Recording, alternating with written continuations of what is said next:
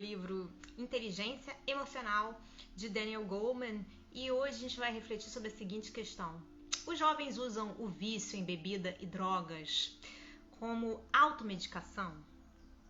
Bom, vamos ver. O título desse texto é Bebida e Drogas, o vício como automedicação. Os estudantes da universidade local chamam de beber até apagar, encharcar-se de cerveja a ponto de desmaiar. Uma das técnicas: encaixar um funil numa mangueira de jardim para beber uma lata de cerveja em cerca de 10 segundos. O método não é mera curiosidade. Uma pesquisa descobriu que 2/5 dos universitários homens tomam 7 ou mais drinks de uma vez, enquanto 11% se dizem bebedores da pesada. Seria mais apropriado chamá-los de alcoólatras. Cerca de metade dos homens e 40% das mulheres na universidade tem pelo menos 2 episódios de embriaguez por mês. Embora nos Estados Unidos o uso da maioria das drogas entre jovens em geral tenha declinado na década de 1980, há uma tendência constante para o maior uso de álcool em pessoas cada vez mais jovens.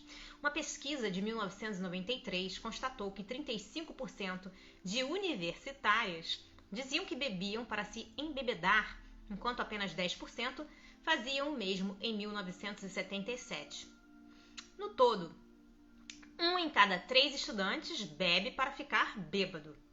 Isso traz outras consequências.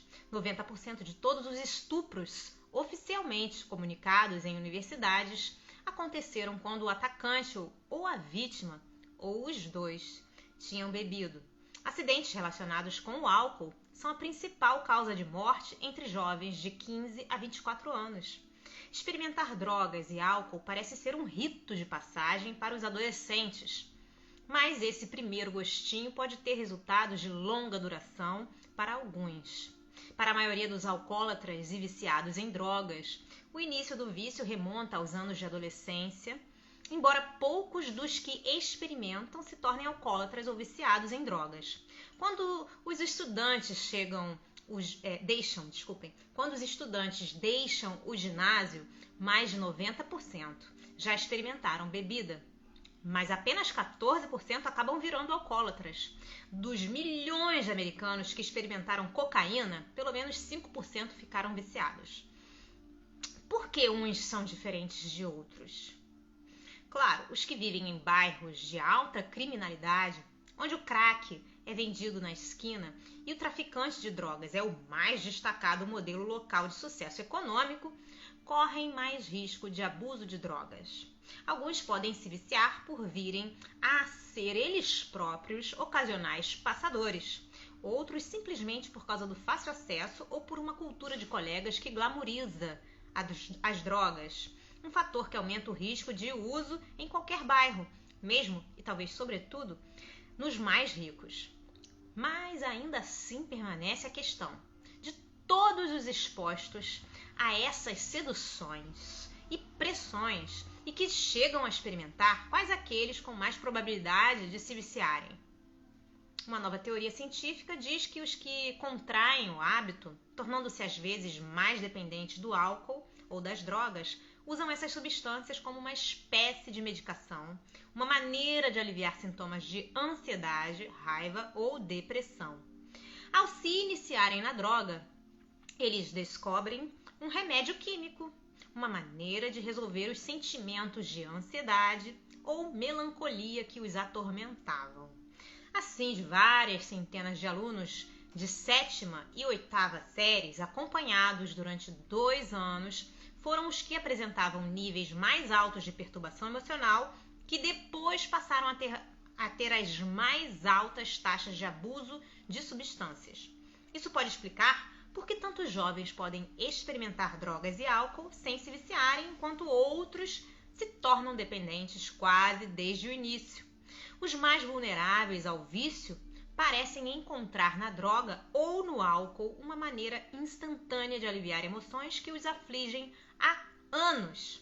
Como diz Ralph Tarter, psicólogo do Instituto e Clínica Psiquiátricos Ocidentais em Pittsburgh, Para as pessoas biologicamente predispostas, o primeiro drink ou dose é imensamente reforçante, de uma forma que não funciona para outras pessoas. Muitos que estão se recuperando do vício em drogas dizem: assim que experimentei a droga, me senti normal pela primeira vez na vida. Ela os estabiliza fisiologicamente, pelo menos a curto prazo. Este, claro, é o pacto com o diabo do vício. Uma boa sensação a curto prazo em troca da constante deterioração de nossa vida. Certos padrões emocionais parecem tornar mais provável que algumas pessoas encontrem mais alívio emocional numa substância que em outra. Por exemplo, há 2 caminhos emocionais para o alcoolismo. Um começa com alguém que era tenso e ansioso na infância e descobre na adolescência que o álcool alivia a ansiedade. Com muita frequência, são filhos, em geral homens, de alcoólatras que recorreram, eles mesmos ao álcool para se acalmarem. Um marcador biológico desse padrão é a subsecreção do GABA, G-A-B-A, um neurotransmissor que regula a ansiedade. Pouco GABA traz um alto nível de tensão. Um estudo constatou que filhos de pais alcoólatras tinham baixos níveis de GABA e eram altamente ansiosos, mas quando tomavam álcool, os níveis de GABA subiam e a ansiedade baixava.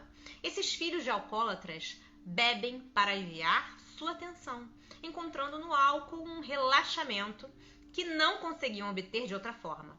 Essas pessoas podem ser vulneráveis ao abuso de sedativos, além do álcool, para obterem o mesmo efeito de alívio da ansiedade. Um estudo neurofisiológico em filhos de alcoólatras que, aos 12 anos, apresentavam sinais de ansiedade, como aceleração de batimentos cardíacos, em resposta à tensão, além de impulsividade, constatou que os meninos também tinham fraco funcionamento do lobo pré-frontal. Assim, a área do cérebro que podia ajudar a aliviar sua tensão ou controlar sua impulsividade trazia-lhes menos ajuda que nos outros meninos. E como os lobos pré-frontais também lidam com o funcionamento da memória, que guardam as consequências das diversas ações para a tomada de decisões, seu déficit pode reforçar a tendência para o alcoolismo, ajudando-os a ignorar a rebordosa da bebida no momento em que encontraram uma sedação imediata da ansiedade por meio do álcool. O anseio por calma parece ser um marcador emocional da suscetibilidade ao alcoolismo. Um estudo de 1.300 parentes de alcoólatras constatou que os filhos de alcoólatras que corriam mais risco de contrair o vício eram os que comunicavam níveis de ansiedade cronicamente altos. Na verdade, os pesquisadores concluíram que o alcoolismo se desenvolve nessas pessoas como automedicação de sintomas de ansiedade. Um segundo caminho emocional para o alcoolismo vem de um alto nível de agitação, impulsividade e tédio. Esse comportamento se apresenta na infância sob a forma de inquietação, instabilidade e dificuldade de ser controlado.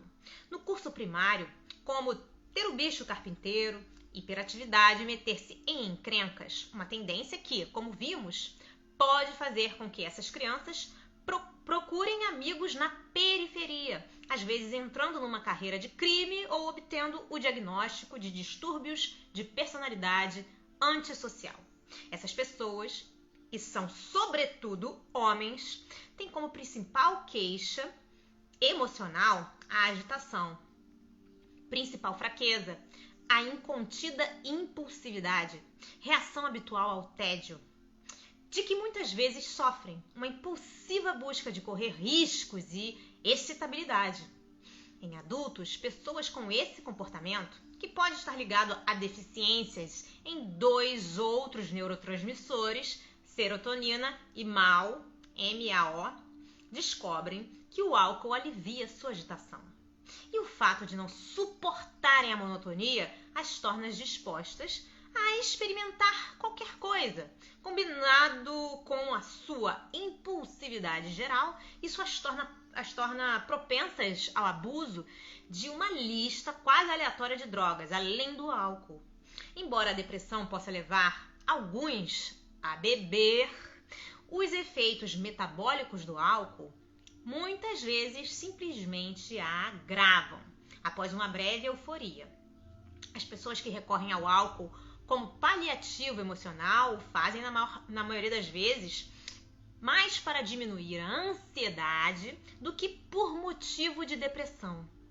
Um tipo inteiramente diferente de drogas alivia as sensações das pessoas deprimidas, pelo menos temporariamente. A sensação de infelicidade crônica predispõe as pessoas para a dependência de estimulantes como a cocaína, que proporciona um antídoto direto para a depressão. Um estudo constatou que metade dos pacientes que se tratavam numa clínica de recuperação do vício da cocaína teria sido diagnosticada com severa depressão antes de contraírem o vício. E quanto mais profunda a depressão anterior, mais forte o vício. A raiva crônica leva a mais um tipo de suscetibilidade. Num estudo de 400 pacientes que se tratavam do vício em heroína e outros opioides, o padrão emocional mais impressionante foi a dificuldade durante a vida toda de lidar com a raiva e a rapidez com que se encolorizavam. Alguns dos participantes disseram que, com os opiados, finalmente se sentiam normais e relaxados. Embora a predisposição para o abuso de substâncias tenha, em alguns casos, base no cérebro, os sentimentos que levam as pessoas a automedicar-se com bebidas e drogas podem ser controlados sem que se recorra à medicação, como demonstram há décadas os alcoólicos anônimos e outros grupos de recuperação. A aquisição da capacidade de lidar com esses sentimentos, aliviar a ansiedade, sair da depressão, acalmar a raiva, elimina prontamente o ímpeto de usar drogas ou álcool. Essas aptidões emocionais são ensinadas paliativamente em programas sobre abuso de drogas e álcool. Seria muito melhor, claro, se fossem aprendidas mais cedo na vida, muito antes de o vício se instalar. Bom, gente, ficamos por aqui por hoje. Espero que vocês estejam gostando dessa leitura, tanto quanto eu. Um beijo grande a todos. Deus abençoe e digam não às drogas. Até a próxima. Tchau, tchau.